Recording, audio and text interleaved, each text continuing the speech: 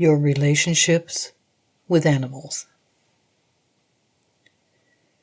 It is time for you to become more conscious of your relationships with other living beings. Today I will speak about your relationships with animals.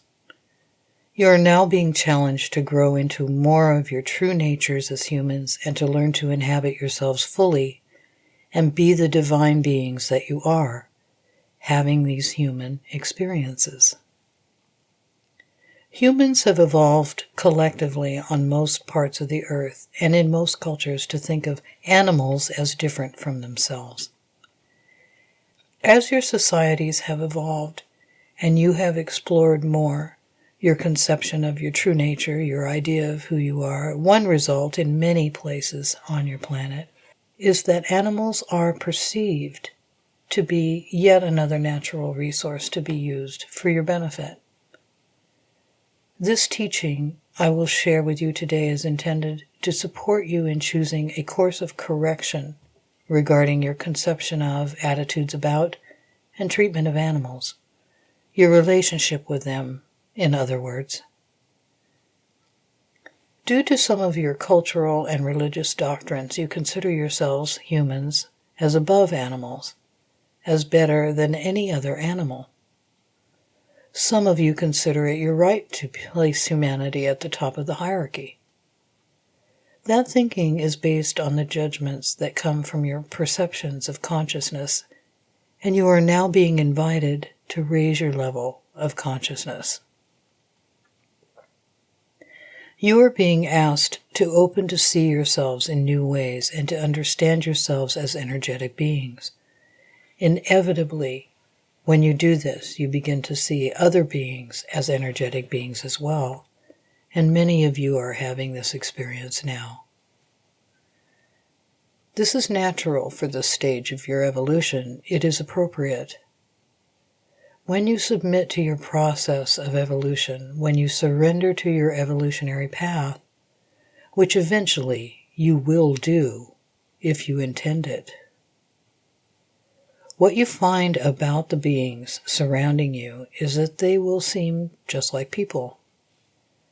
The truth of the situation with animals on your planet is that just as you choose to be incarnated as a human in order to fulfill certain karmic contracts based in love, your true nature, your true essence, animals choose to be incarnated in their particular bodies, in their particular forms, in the same precise way, and for the same precise reasons, to support the journeys of their souls. Food. Some of you observe animals to be just like you, and you are no longer able to kill them in order to eat them or to purchase their flesh as food from your grocery store. There is currently on Earth much tension, anger, and fear surrounding how animals are treated, and especially in industrialized nations. This is a very rich topic. The first thing to explore is that just as you have chosen to incarnate as a human, with your soul's plan happening to fit with the particular moment that you were born, and the particular way that moment and your energetic signature as a human unfolds over the course of your life, animals have chosen their path for exactly the same reasons.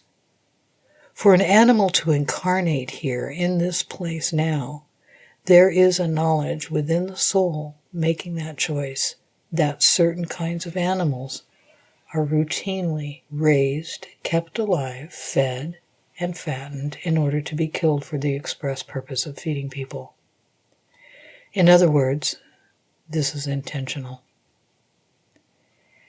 As you, as a collective, evolved, your understanding of who you really are, you will naturally have explored eating each other, valuing some of you over others of you, picking certain kinds of beings as beings you will have living in your home with you, sleeping at the foot of your bed, and other beings you will crowd in corrals with the express purpose of sending them to slaughter, eventually, and eating them. The beings that incarnate as those animals know this. Your task is not to be outraged at the loss of life or indulge in sadness and grief for what these animals choose to experience.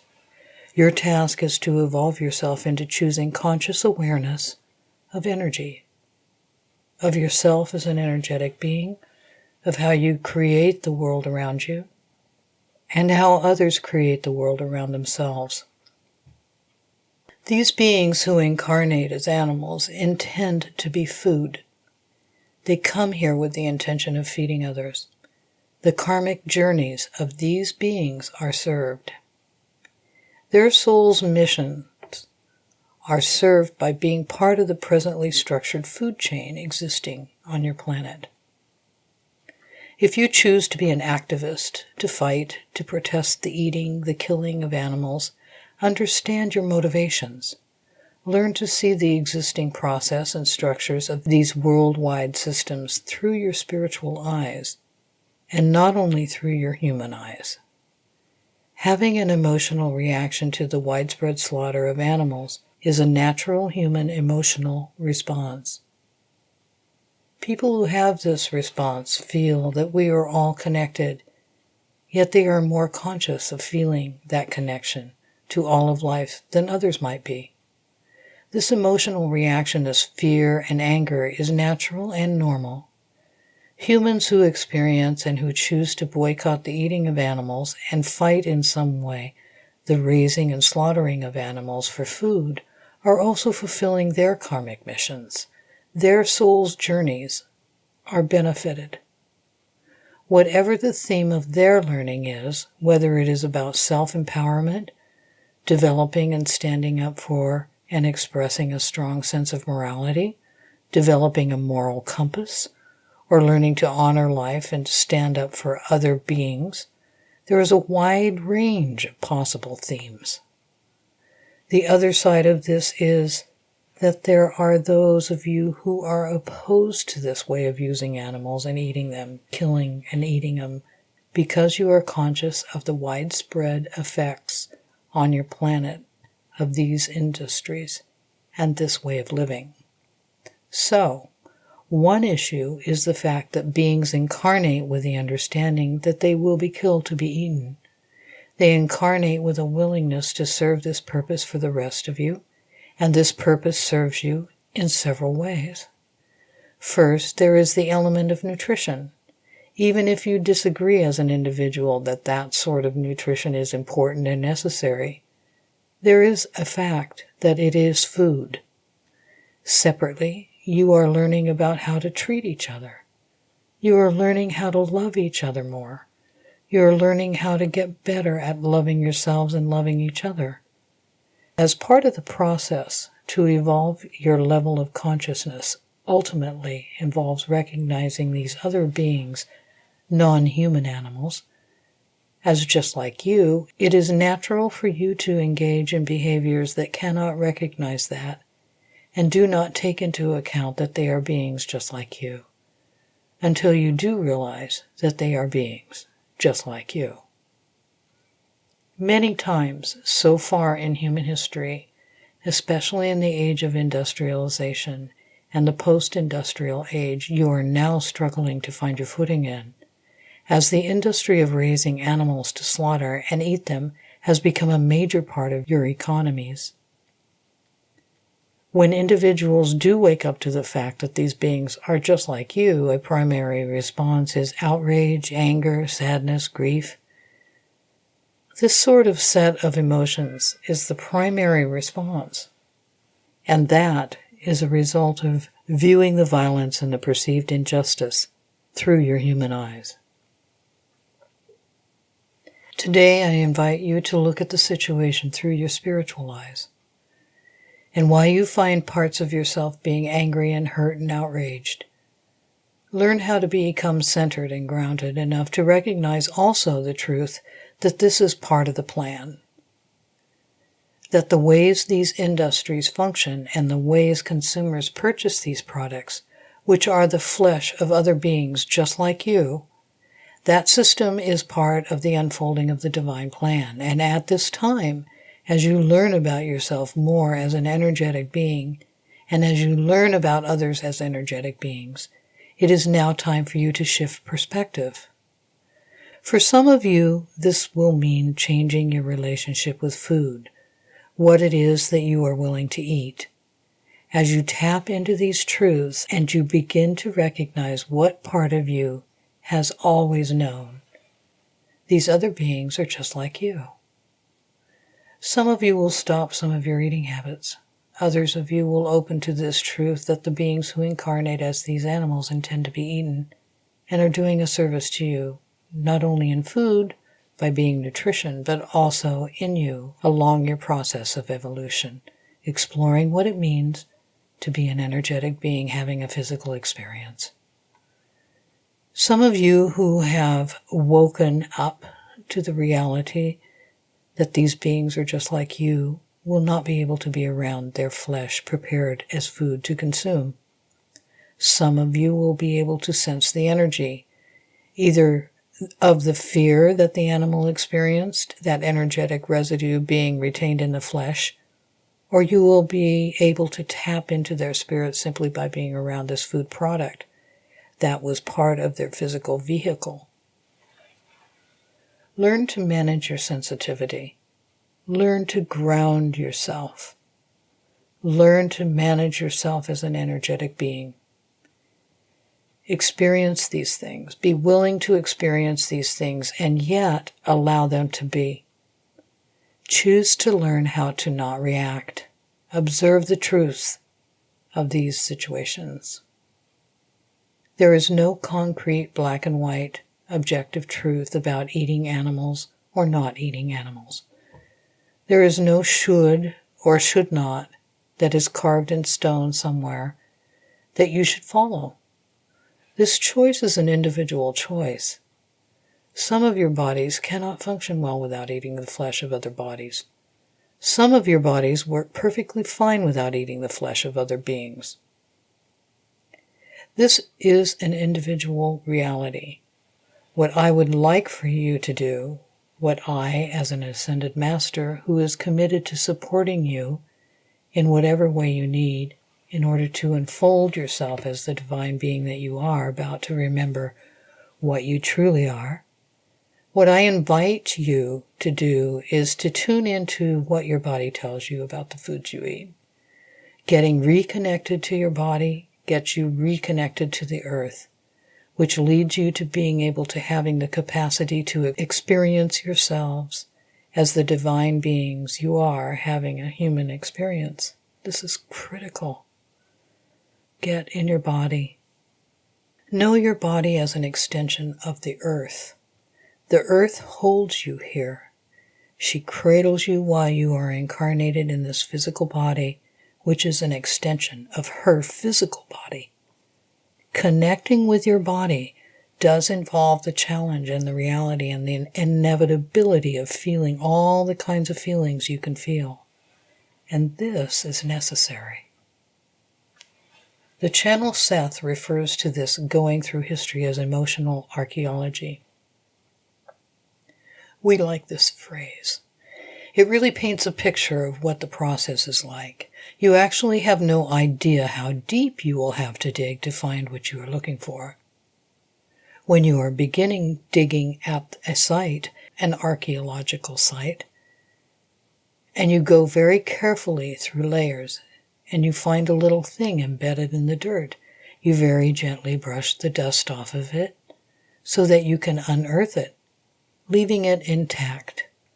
This process, going through your emotions, as Seth refers to it as emotional archaeology, will lead you to connect with your body, which will be connecting to the earth, your mother. That connection enables you to understand yourself as a spiritual being, to experience yourself in your fullness now. When you get there, you are very conscious of what your body says about what you eat. Some of you have been refusing to eat meat for energetic and emotional, moral, or political reasons. Some of you do not need to eat the flesh of the beings. Some of you do, who have refused to. Your invitation as part of your evolution as a spiritual being now is to honor the messages of your body over your moral, political, and ideological objections.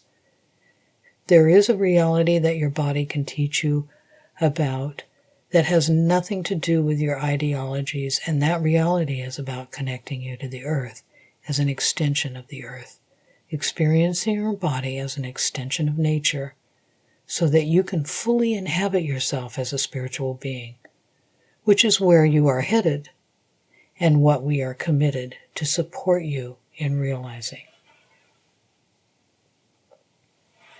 For those of you whose bodies ask to eat meat of one kind or another, you will have to overcome objections from very loud inner parts of yourself. So you will do this. You will honor what your body says it needs. This vehicle should not be thought of as a hindrance to your experience. This vehicle enables your experience. You as a soul cannot learn its lessons if it is choosing to come to this dimension, this time-space earth plane outside of the body. When your bodies die and your spirit, your soul separates from it, and you have the capacity and the opportunity to gain wisdom about all your experiences, why your relationships were the way they were, why certain people in your life were important teachers, and how you can be grateful for what they taught you as a soul. And yet, as souls gain this wisdom, they cannot process these emotions. They cannot process their karma. They must be embodied in order to do this, which is to say that you must be embodied to do this. So, your invitation is to develop wisdom of your multidimensional nature while you are in a body. Some of your bodies, as I said, will want you to eat the flesh of other beings. I'm saying it that way very intentionally. Several times I have said the word meat, and yet more often I have said this phrase, the flesh of other beings. I do this to nudge you into observing your reactions to that image. What you think you are as humans, what you have come to think you are, does not seem to fit or work with this image of eating the flesh of a being who is like you. It will seem to some as though cannibalism, of which a vast majority of you are in very deep ways terrified, identifying as a being that would engage in cannibalism is horrifying to the vast majority of you. So I use this phrase, eating the flesh of another being just like you, to bring that fear that you have into awareness.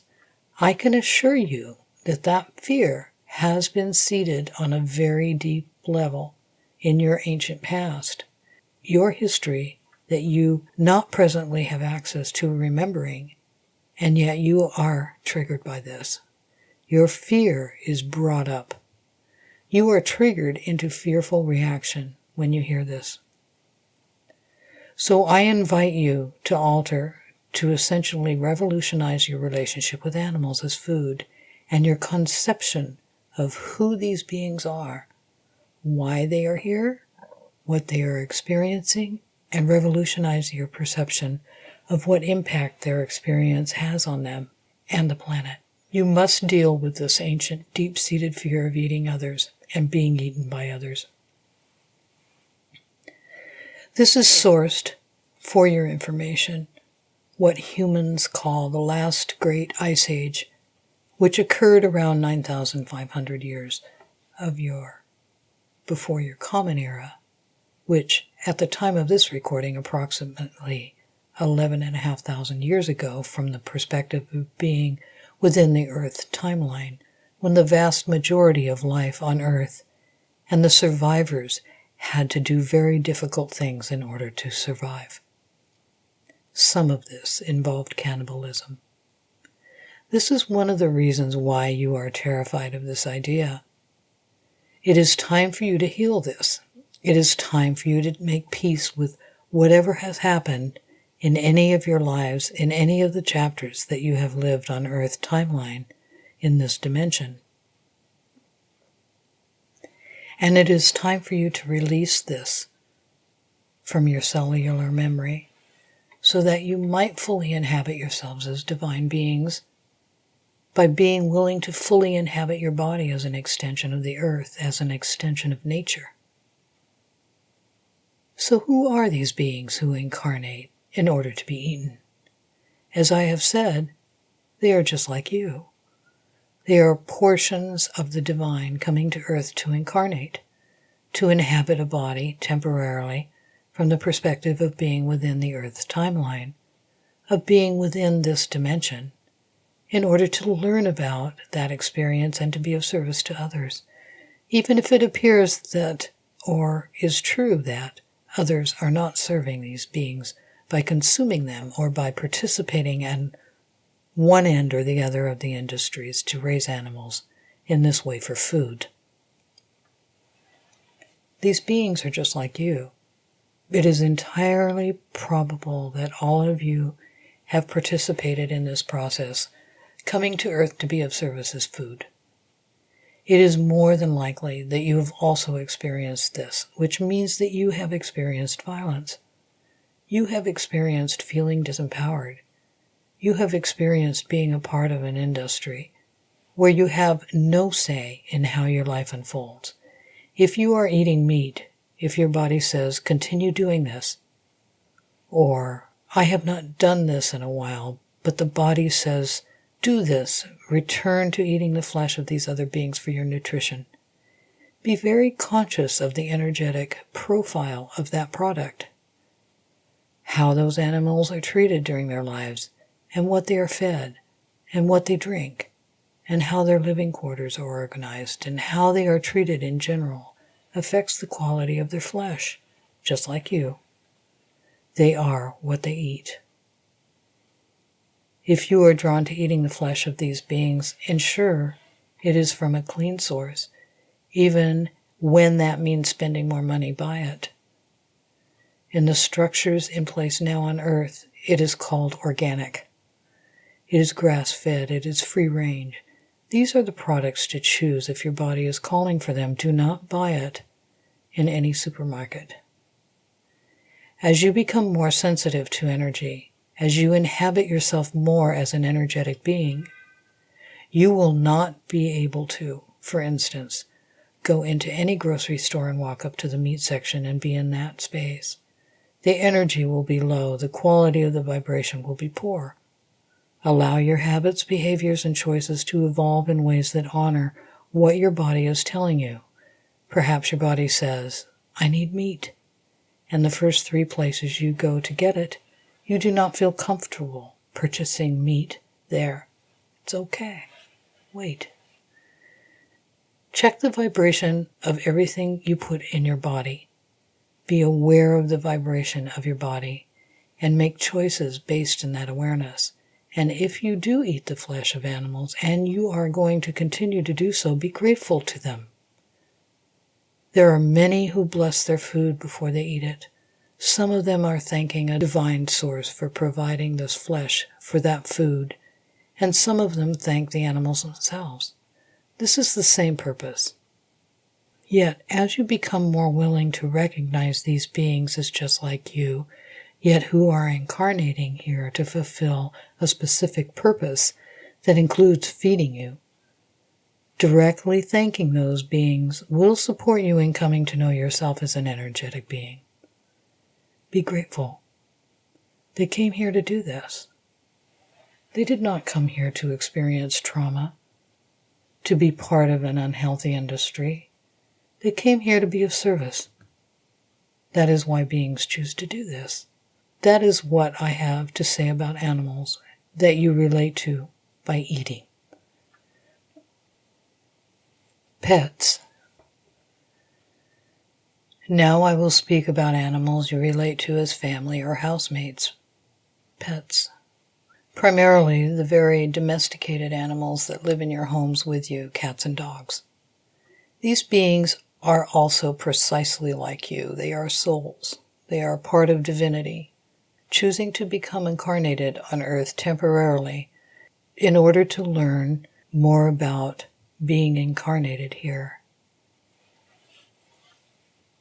These beings have the same exact intentions that you do, so they choose certain experiences, and as these kinds of physically embodied beings, specifically dogs or cats, they have those experiences.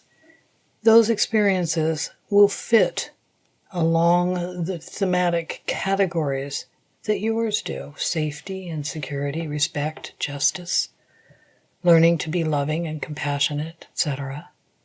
These themes you share in common as embodied beings on Earth, as embodied portions of divinity on the Earth. With all of these animals that we could talk about, their particular physiologies reflect different technologies to house consciousness. These beings are just as conscious as you are. They are just as divine. They are just as much soul. They are the same as you. Yet for the particular experiences that they are intending to learn in any given life, the vehicles that they choose through which to live those themes and explore those journeys, to gather the experiences that they seek and to fulfill the karmic contracts that they have with other beings, other animals, including humans, the technologies of these vehicles are different. When you are willing to see that these beings are precisely the same as you, and you look into a dog's eyes and you see soul, and then 10 minutes later you look into a cat's eyes and you see soul, this is the same exact spiritual substance.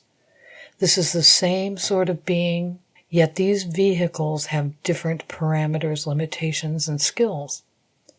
Their central nervous systems are different. When a being such as yourself chooses to incarnate as a dog, there is a certain limit to the expression of that being's consciousness, certain forms of communication that being can engage in while in that vehicle, and this is very different from if that same being were to choose to be a cat. These beings are precisely the same as you. It is entirely likely that you have chosen lives on Earth embodied as animals of various kinds that are not human. As you are listening to this, you are embodied as an animal that is human. One of the critical keys to this teaching is that to know yourself as an energetic being, you must open to recognize that these other beings are the same as you. It is time for you in your evolution to surrender to the judgment that humans are better, or that the human mind is evolved, and that any mind that is not the human mind is not as important as the human mind, and therefore the human. It is time for you to surrender this belief. Many of you who do not actively believe it, who do not choose to embrace this, have been conditioned in very deep ways over many lives by this assumption generated by the human mind. It is time for you now to evaluate what it is that you think, perceive, and judge about animals who happen not to be human. It is time for your mind to open to understand the truth of this. And it is time for you to experience yourself in a certain way that in fact leads to and requires experiencing these other beings in the same way. What makes you divine is not your capacity for speech. It is not the physical, anatomical, physiological reality of your opposable thumb. Being bipedal does not make you better. Strategizing and planning does not get you closer to your divine nature. Understanding the kind of being that you truly are does get you closer, and in order to really grasp that, you must relate to animals in new ways.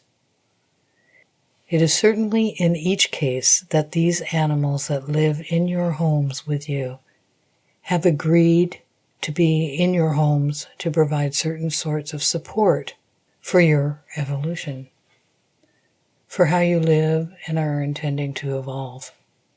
This is a guarantee. If you have one of these domesticated animals living with you, you and that animal have a contract at the soul level.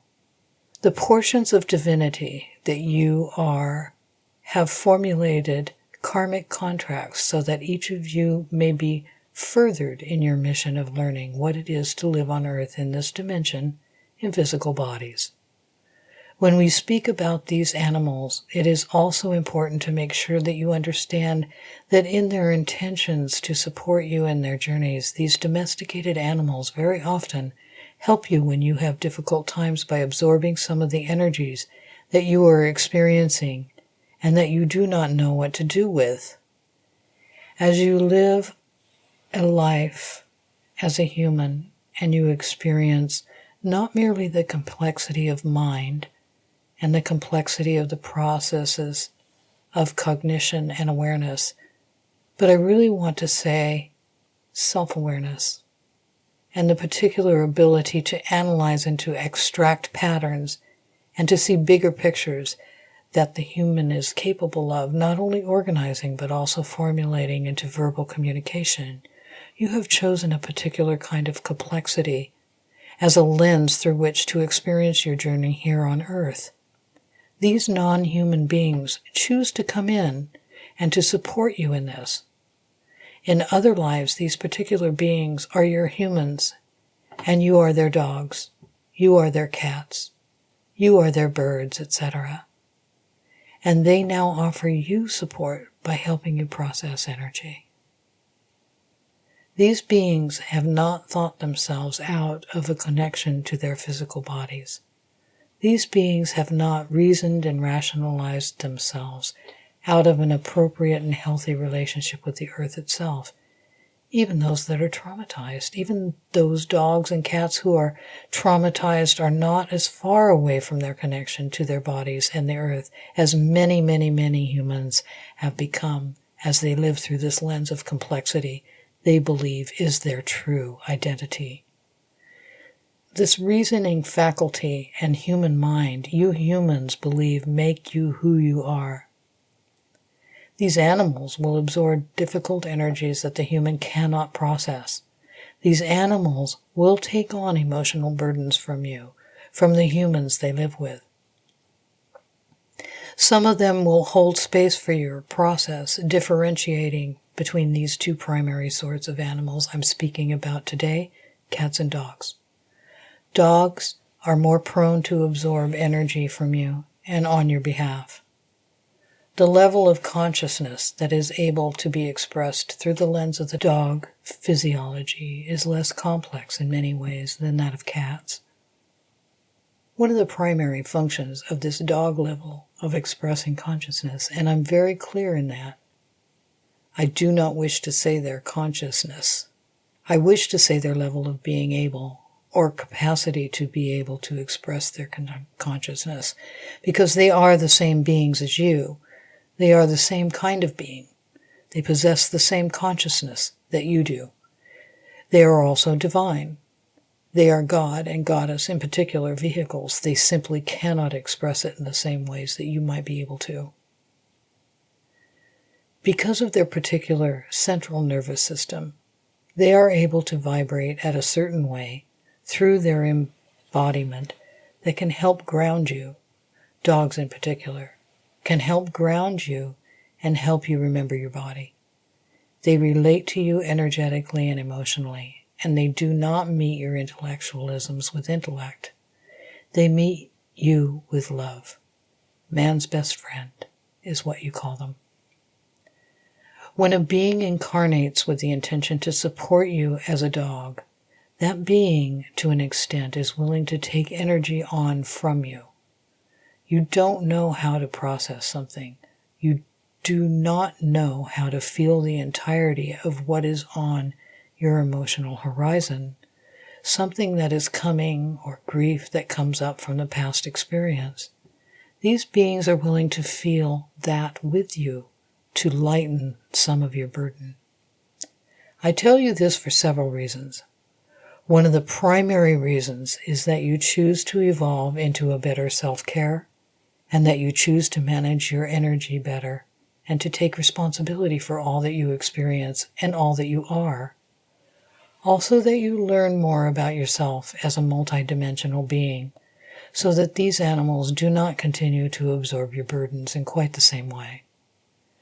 They are supporting you in this, and yet as I teach this to you today, understand that for you to honor your part of the relationship is also to become aware of this, and to evolve out of allowing yourself to be haphazardly leaving to them your burdens. When we love another being, we become willing to take on what they are experiencing. Some of these animals are able to release this into the earth, and some of them are not.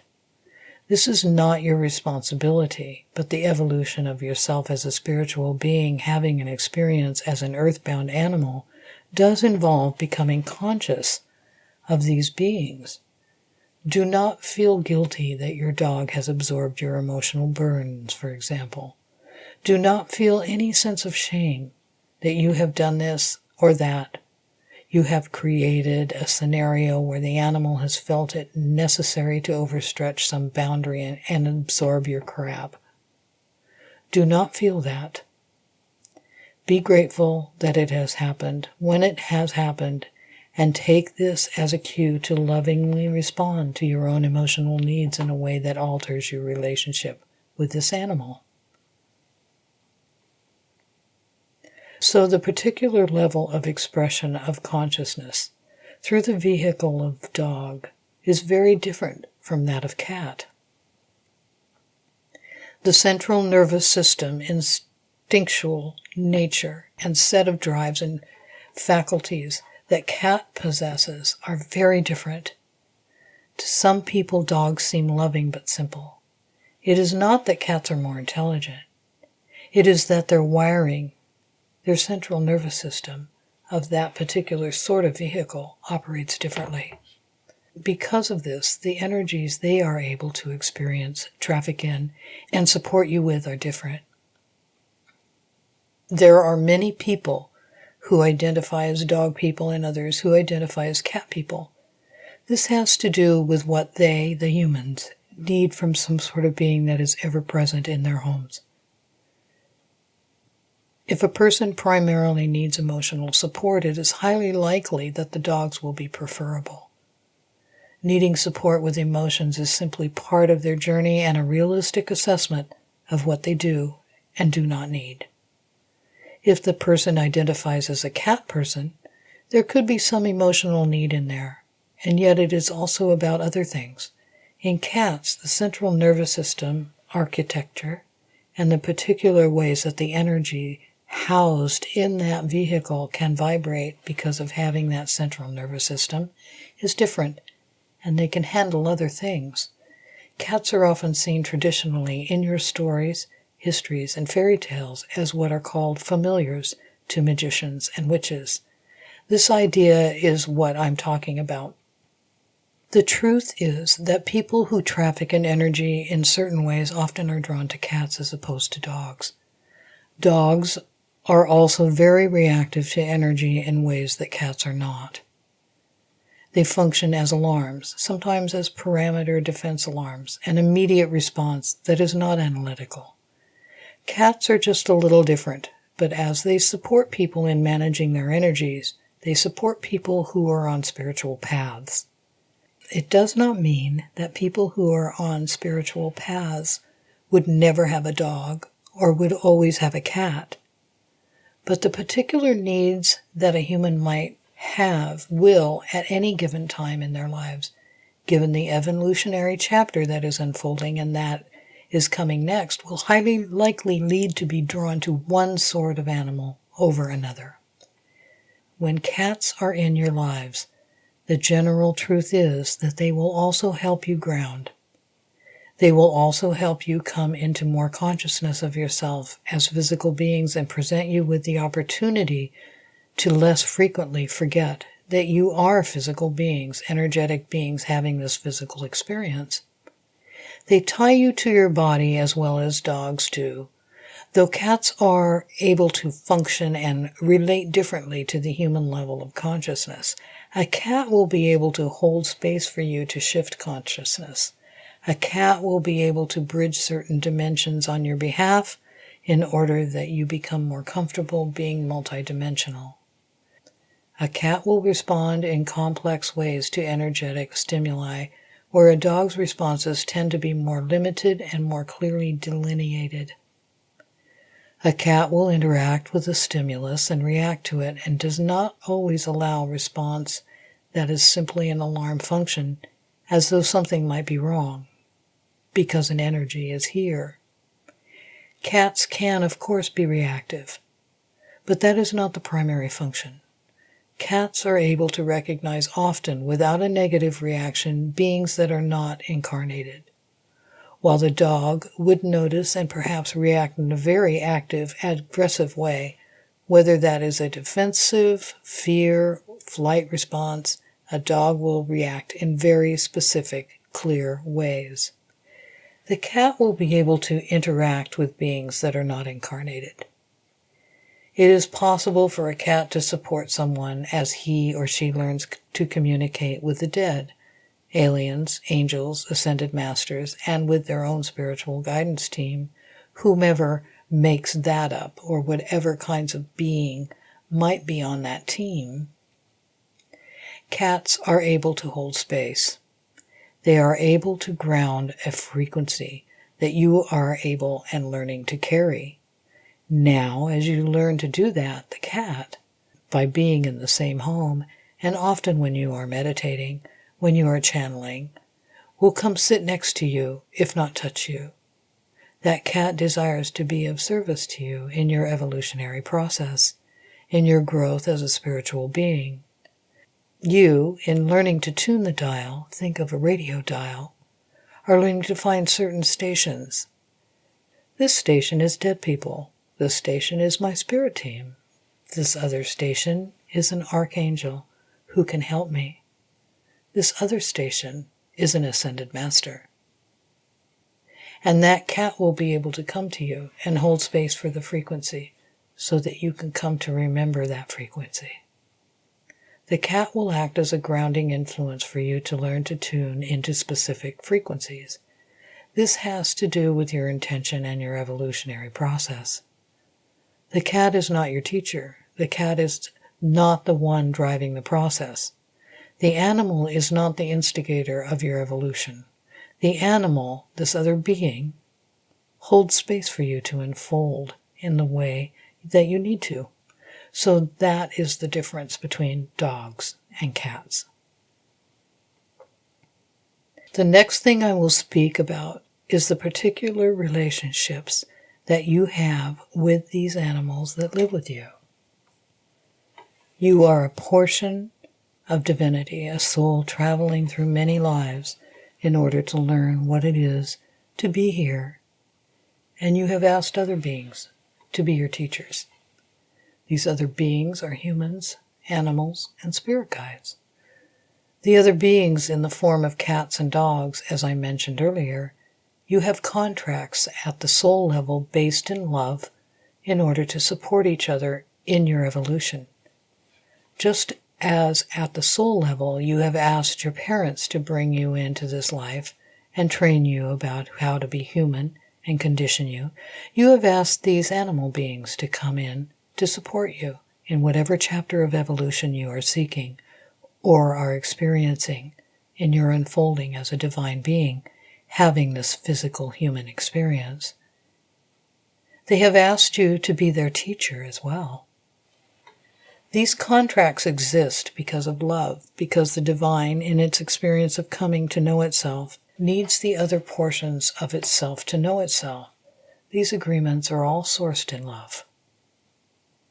It is often easier to understand that in terms of your domesticated pets than in the terms of your family members, where relationships can be rocky, confused, multi-layered, and difficult to deal and live with. But animals, it is often much easier to understand that the basis of the relationship is categorically, undeniably, love. These beings agree to come into your life for a certain period of time in order to support you in whatever way they can, given their technologies of embodiment and given your needs. And also the same thing, they ask you to fulfill a certain karmic education for them to help them learn something, given your particular central nervous system technologies and theirs, and how they differ. It is not a one-way street. You are teaching and loving them as they are teaching and loving you. It is very important to come to understand what these lessons are here to teach you are about. Sometimes it is as general as, I'll never let you forget you're embodied, because my body loves sitting in your lap, and that keeps you in your body. I keep you conscious of your physical vehicle and its connection to the earth. Sometimes it is as simple as, I will never let you forget that you're loved. Other times it is a little more complex, and this is what I want to get to here. The varieties of contracts that you have with these individual beings, this variety, is mirrored in the variety that you experience with other humans. The karmic ties you have with other humans where you recognize, I know this person and we have business. I can't shake that feeling that I know this person and that there is an important dynamic for us to happen. It is the same with these animals. You know these animals as individual beings, both as animals and as humans in other lives. In other lives, you might serve as their animals, their domesticated pets, while they serve as your human teachers. This is an incredibly rich tapestry of possibilities that you have all experienced together. So the first thing is to appreciate, understand, and have gratitude for the fact that these beings are just like you, and that you have karmic contracts with them. You are teaching them as they are teaching you, and that all of these teachings are based in love. They are just like the people to whom you feel connected. They are just like you. You have particular relationships, particular love histories with various beings.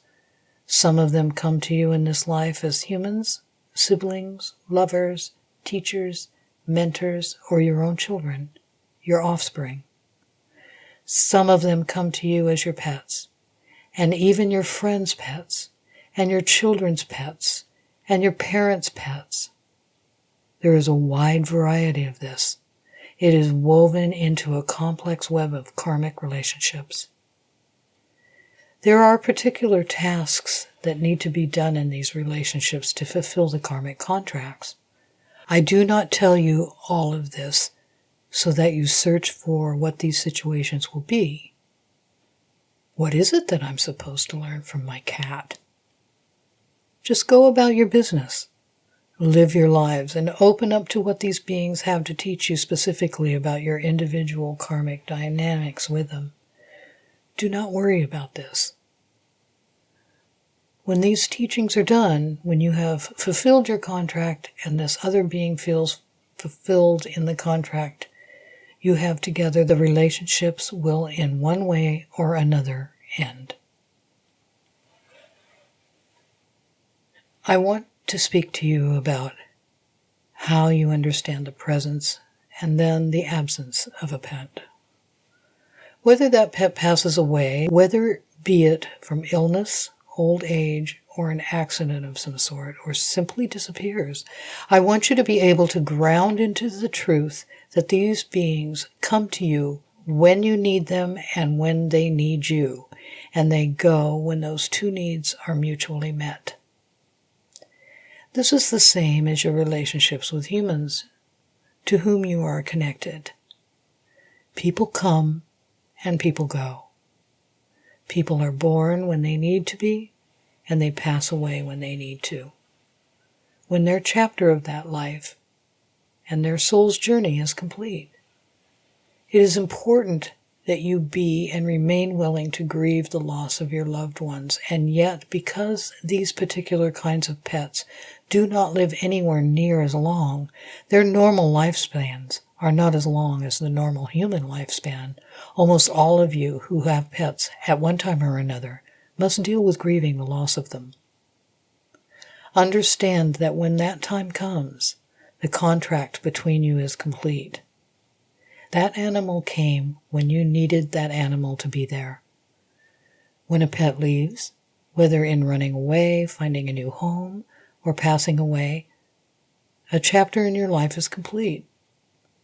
If you are reading this because you have a special relationship with animals and you have had animals that you have lost in one way or another, think back to that loss, whether this loss was recent or was a long time ago in your life.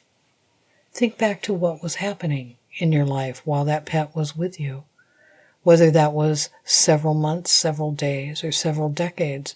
Look at what was going on in your process of unfolding and understand that that was a particular chapter. That pet showed up when you needed to learn something, and when you learned it, that pet left. This channel, Seth, had a cat for 3 years and 3 days. The cat came in at a time when it was time for Seth to wrap up a number of karmic relationships that had not gone well, to learn how to resolve karmic difficulties between people and close family and love relationships, where focusing on love as the glue that enabled the contract to be written in the first place was difficult. For 3 years and 3 days, this cat, who was a wife of Seth's in another life, was ever present, and in order to inspire him to remember the relationship existed because of love. Seth felt nagged, and yet it was his challenge to remember the love. As he progressed with our support and assistance, and the support and assistance of other beings with whom he works, as he was able to become more conscious of himself as an energetic being and be able to sense into these particular relationship dynamics, the karma between people and animals, he was able to understand what was left out of their dynamic that was an outstanding issue in their contract was unconditional love. As soon as he decided that unconditional love was what he was going to give this animal being with whom he had a contentious relationship, a very difficult, stress-filled relationship, the cat found a new home. A client who came to his house fell in love with the cat, and essentially they went off together. An agreement was made between Seth and his client because Seth was ready to live alone and not have a being living with him. So the cat moved on because the contract was fulfilled. When this chapter is complete that this being has signed on to support you with, that being will go away. Deal with your loss. Deal with the grief. Whether it is running away or a death, deal with your grief and accept the truth that that animal was present for you while you needed him or her. And when you were done, when you no longer needed that particular teacher, that teacher went away. The timing of the death or the loss of a pet is always perfect and fits with your journey and fits with that being's journey. Learn to accept this truth. Choose to open to accept these truths as you grieve and let go. And understand that the next animal that finds its way into your home has also a lesson to teach you, just as you have a lesson to teach that animal. It is very common to feel that their particular pets have found them and not the other way around. This was the case for Seth when he met that cat being. It is the same for many people. So let us choose to recognize these truths and accept these teachers for what they are, and to allow these relationships to evolve into whatever it is that each being needs to learn. I would like to leave you with the reiteration that these beings are exactly like you. These beings are the same as you. If you have something to teach and they have something to learn, then they have something to teach and you have something to learn. While it is not always obvious what these teachings are, the fact is there is a teaching. Many times when we have karmic relationships with people, resolving these tensions and perceptions of energy and emotion, which are love, credit, and debt from the past, which is how I speak through Seth about what karma is, the perception of energetic credit and debt, with energy being emotion. Resolving karmic ties invariably comes down to loving others in the ways that we did not love them in the past. However, the karmic contracts are, so to speak, worded. The truth is that they are held together with love, and they cannot be completed until love is the response between the two people.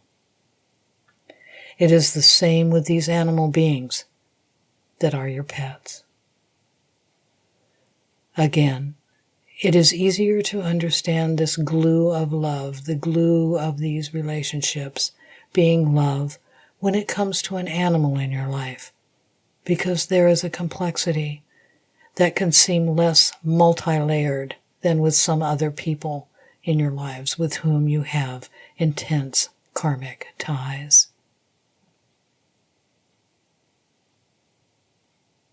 Thank you.